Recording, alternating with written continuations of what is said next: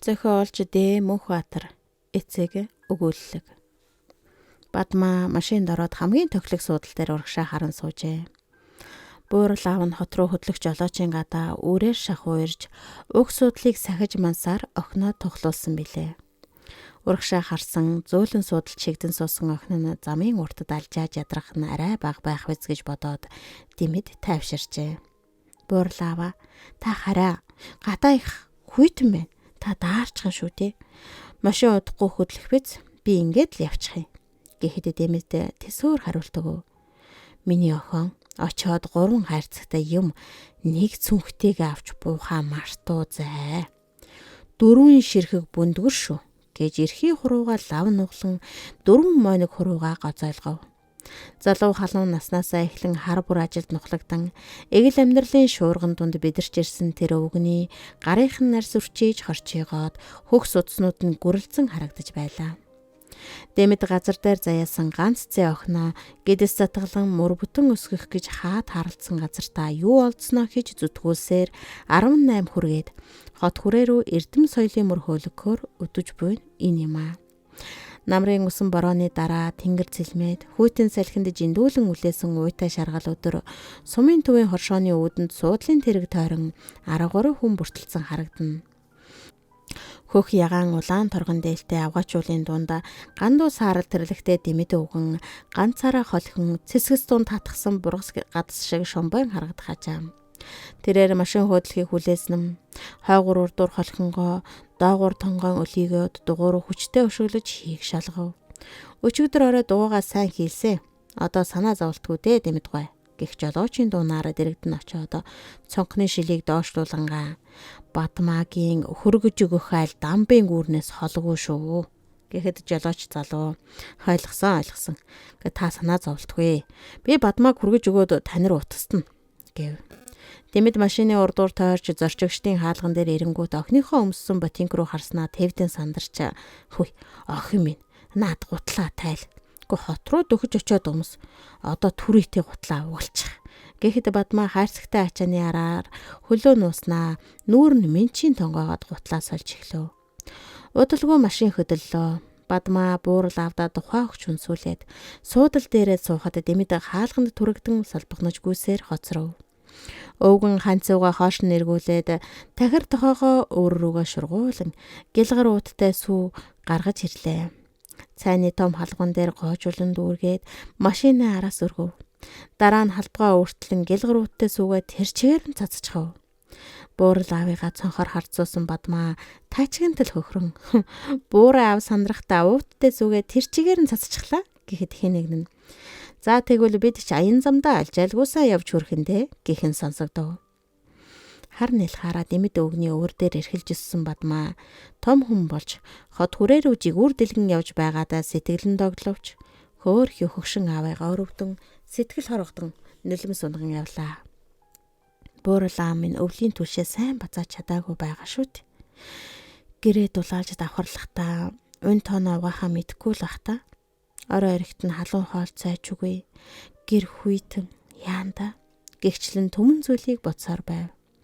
Зам жирэлцэн машин хурдалсаар дэмэд хоршооны үүдэнд ганцаараа тороож оцроод алсад одох машины араас ширтэн зогссоор байлаа. Өөдсийн чиний охин минь олон хүлийн газар эндэж зовлгүй яваасай да. Надаас өөр түүнийг гих хөнгөө болохоор хэцүү ч юм да. Гэгчлэн нүд гарахлан харж байгаад гэрийн зүг хажуухан алхажээ. Нилийн алхаж яваад эргэж хартал уулсын бараа дүнхийн салхи сэрвлээж тоосч үгүй зэрэглээч үгүй нүцгэн тал шаргалтан харагдаж байлаа. Өвгөн уртаар шүүрс алдан гудамж руудан алхасаар гэртээ оруул Бадмаа гал түлээд сайхан цай чанаад орхижээ. Гуйлын савнд арваад хуушур хийгээд нүүр гарын алчуураар ороож эргэнэг дээр тавьсан байлаа. Иш муур минь. Өглөө намайг суудал сахиж суух хооронд хуушур хийгээд тавьчихсан байх шүү дээ. Гэж амандаа бувтнаад хойморт гарч суулаа. Дэмэд охиныхоо чансан цайнаас ганц аяг уучгаад 2 хуушур идэв. Ганцаараа гиүүрэн гэр доторхыг тойруулан харав. Бадмаа өдөр бүр зүлгэж жарцаар өнгийг нь гартал гэлэлцүүлсэн модон тавилганууд, байр байрандаа цэмбийн хэцээр угаагаад дэлгэсэн алчуурууд тоонор орох салхинд намилзна. Дэмэд залуудаа ганц охин үртэй байжээ. Эхнэр нь эрт залуугаараа нартаас халж охин үрээн тэрсээр хоцорсон тэр цаг бол Дэмдийн 20 хэдтэй байсан үеийнх нь хамгийн ихний үе гашуу байлаа. Нас залуугийн харгаагаар яах учраа ололгүй твдэж өвүүлж хайлж дуулж гунхирч явжээ. Гэхдээ сэтгэл хөдлөн цагийн эрхэнд илааршиж омглон догшин эр зөрөг нь эвийн бөхлөөс шиг зөөлрчээ. Зовлон гуниг жилийн жилд мартагдан үжгэрч хүний амьдралын хувь тохиол өнгө төөргөөн сийрүүлсээр нэг мэдэгтэл ганц охин нь 23 хүрч хүнтэй суужээ. Сум нутаг даяар шуугуулсан хөлтөө хурам хавтгаарч урьсан өргөдснаа мэдхэ болов. Дэмэд дуу аялан хаанхалзаж сэтгэлээ уужиртал халамцуу суугаад үдэш болгожээ. Хатуу чанга тавилангаа инүүхэндээ шоодон өөртөө тунж дотгошоогоо дуулсаар гэртээ харав. Хүндэтгэж бүхийсэн сүнж залуучууд Дэмдийг түшиж тулсаар гэрт нь авчирчээ. Ганцаараа үлдээд 3 жилийг үдэж байсан тэр хахир хатуу бол Дэмдийн 40-од наснд тохиосон 2 дахь үе гашуу байсан юм. Цэсэг шиг ганц охин нь 2 настай өрөө орхиод төрхийн хүндрэлээр ээжийнхээ араас явчихав. Дуунд бөглөрч уйлан цамансаар эмнэлгийн хаалгаар шагалцахад эмч нар Дэмдийг тэврэн авч тайвшруулжээ. Ингээд л Дэмэд 2 настай зээ охин Бадмаагаа өөр дээрээ авахар тохирч олон жил шаналсан зовлонгоо баг боловч дэвтээжээ. Хатууг твчиж ухааныг зангидаж утгагүйг учиртай болгож урвайх ирэхгүй өөдлөн тэмүүлсээр 60 насыг зовглжээ. 20 жилээр тохуурхсан хатуу тавилан нь Дэмдийг ийхүү хайдастай өвгөн болгожээ. Нас ахиж бяд суларсан болоод ч тэр Бадмаагаа явснаас хойш Дэмэд урд урдынхаасаа илүү шаналан битгэрч байлаа. Түүний хувьд 60 наснд тохиосон 3 дахь үе гашуу юм шиг санагдав. Тэрээр ёрын мухай бодлоо дотроосоо авч хаяад өөрийгөө зэмлэн бурашааж амандаа бутналаа. Эмчээр сурахаар явж байгаа болохоос үхэж байгаач биш те. Мөс өсгөр өрмийн удахгүй том эмч болоод л эргээд ирэндэ гэж хэлээд өөрийгөө тайвшруулв. Гэхдээ л Дэмэд зээ охиндоо санаа зовж байлаа. Эхнэр охиныхоо давтаж тохиосон зовлонгоос хойш ясан махандан шингэсэн айдас яагаад ч бүүмэд ойрхон хургах болов. Эцэг хүний сэтгэл гэж анзаарагдамгүй агаад бас л хөөр хилэлтэй байдаг бололтой. Тэрчлийн бодогдов. Дэмэд охиноо эндэж зээгээ өнчин хоцорсон тэр өвөл хойд нутгийн нэгэн мэрэгэн лам дээр очиж учир байдлыг лавшруулан асууж байснаа гинт санав. Халдсан толгойтой монхор хамартай туранхай хөх өвгнийг ойр хавийн 6 сумын зартай мэрэгэн гэж үзээд хэн хөнгөн шүтэж өвөлзөнгүй зорин очдог байлаа. Сургуулийн манаач хийжсэн Дэмэд тэр өвөл хичээлийн амралт тохиолдуулан мөнөөх мэрэгэн лам руу хэрэг болгон зорилоо. Сар шинийн өмнөхөн байж илээ. Мэрэгэн лам гисэн дээрээ хувилгаан гихчээр нэмж тодроод эд мандаж байсан тэр хөлтэй айлын гадаа морьтой явган хүн машин унаа тэрэг багширч байхад нь хурч очлоо. Хувилгаан лам Дэмдийг хэлбэлзэн харснаа ир хэрэгүүлэн нүдээ сүүмэлгэн аманда ямар нэгэн юм буутнан баахан сув. Өөрөөс нь нүдээ нэн харснаа чамайг 20 хэдтэй байхад эхнэр чинь, чамайг 40 хэдтэй байхад охин хоёр чинь эвэжилхэн хувь тохиолоор 3 настай охин үрээн үлдээгээд явчихсан гэв. Тэдэнд биш чамд л их учир байна да гэхэн тэр. Арайчтэй. Би хүн алсан биш. Шүүд онгосоод байна энэ лам чинь. Гэж дотроо дургуйлхан бодоод ямар учраас юм болвоо гэж асуухад цаадлам эрхээ бугуйндээ ороогоод чи аавыгаа их гомдоосон хүн юм. Эцэг хүний жинхэнэ зовлонг чи биеэрээ туулж дуусаад үргэлжлэн ирэх үйллээ чинь арилнаа. Ганц зээгээ хайраар дутаалгүй өсгөвөл эцгийн чинь гомдол тайлагдана гэжээ. Дэмэд дэрэгдээ чих тавин сонсож байсан хүмүүсээ санаа зовн арай л уурлаж бухимдэлгүй бие барин гэрээс гарчээ. Тэр цагаас хойш Дэмэд ламын хэлсэн үгэнд дургуйцаж явдаг байв. Тэгсгээд ч мартсан байлаа. Зээ охиноо нас бид хурж бие дааж явах болсон цагаас эхлэн давтан учирдаг зовлонгоос Дэмэд битүүхэндээ эмээх болов. Эрт цагт уулзж байсан лам өвгний үгийг гинт санджээ. Тэдэнд биш чамд учир байна. Чи аавыгаа их гомдоосон хүн юм гэж хэлж байсныг нэхэн санав. 60 хүрсэн хойноо хөөрхий аавыгаа яаж гомдоосноо бодож суудаг ямар гээчийн өвлийн үрвэ. Ер нь ингэхэд би эцгийгээ зөндөөл уурлуулж бухимдуулж явсан бизээ. Баг залуу байсан болохоор зүггүй буруу юу эсийг хийх вүлээ те. Гих зэрэгээр эргцүүлэн бодов. Гаднаас түлш оруулан галлаа зүүн талын орон дээр хэвтлээ. Өглөө эрт буссандаа ядран тэр дороо зөрөмглөө. Хурхирч байсан Дэмэд гинт зүүн татгуулсан юм шиг ухасхийн үндийлөө. Зүүдэндээ аавтайгаа уулзраад хэлэх үгийг нь олж сонсчээ. Гинт ухасхийн үндийгтөө толгойн дайвалзан зүрхэн савлан барьцаалтах шахав. Орны урдуур хоёр хөлөө онжуулан суугаад өөрийгөө тайвшрууллаа. Бурхан минь. Эцэг хүний гомдол хатуу гэдэг үнэн үг юм да. Би баг залуу байхдаа аавынхаа үгийг тоодоггүй тэнэг явж тээ. Гэж өөрийгөө зөвхөн хараагаад дээлээ өмсөн бүсээ бүслөв. Хэр даганд баригдаж хэв маягаа алдсан далбгар цагаан малгайгаа толны хажуугаас шүүрэн авч толгой дээрээ шидээд гэрээсээ гарлаа. Дэмдийн багада ядуу бэлэвсэн эмэгтэй ганц хүү байжээ. Эхтэйгээ хамжин санжасын мал хариулан тарианы гурил үдэж гуталууллан дээс томж хатуу хөдөө бүхнийг хийж хатж хорчитлон зүтгсээр эр өсөж эсгий сунжээ. Зарцалж тэжээдэг баян айлын хүүхэдэд цэргийн зарлан дуудах ирж Дэмдийн аавыг оронд нь золиослон явуулжээ. Баян айлын хүүхдийн оронд ядуу айлын хүүхэд зэрэгт явуулахыг золиослох гэдэг байж л дээ. 20-р насндаа ихээсээ үүрт холцсон залуу өрийн амьдрал хөврөн урссаар дэвжин өөдөлсөөр ханиржилтэй болж үр хүүхэдтэй ч болов. Анхны үр Дэмэд гарч дараа нь 2 бүсгүй дүү дагуулжээ. Улс орны хөгжил дэвшил эд сэргэн мандаж байсан үе. Дэмдийн аав золиослогдсон явсан цагаас хойш нутагтаа нэг ч удаа очиогүйгээр үл барам ээжтэйгээ ч уулзаж чадаагүй лээ. Түүнийг цэрэгт мордоод удаагүй байхад ижийн бурхан болжээ. Дэмдийг 20 хүрсэн жил аав нь ганц харах үгээсээ аминчлан гуйв. Өдөр бүр ижигээ дурсаж төрсөн нутгаа өгөөлдөг зуршлаараа өндийж суугаад өнөөхөө ярьж эхлэв. Дэмэд яриаг нь залхуутайгаар сонсож сууснаа. Аав минь дээ, юу гуйх гээд байгаа юм бэ? Аав нь нутаг усаа санаад байна. Ижигээ ч санаад байна. Чи хүй толгойн гингэрийн бууцнаас атах шороо авчираад өгөөч. Аав нь үнэрлэж үзмээр байна гэв. Сэтгэл тайхтараад өгөхөд гомдолгүй болно гэжээ. Дэмэд гинт уурн хурч минь дээ, та чинь одоо яаж зөнөд байгаа юм бэ? Галбын говь ээрэм талыг туулаад хаа байсан тэр халаас атах шороо авчирхаар хэн явдаг юм? Үгүй наандаж 5-6 хоногийн ажил болно зү.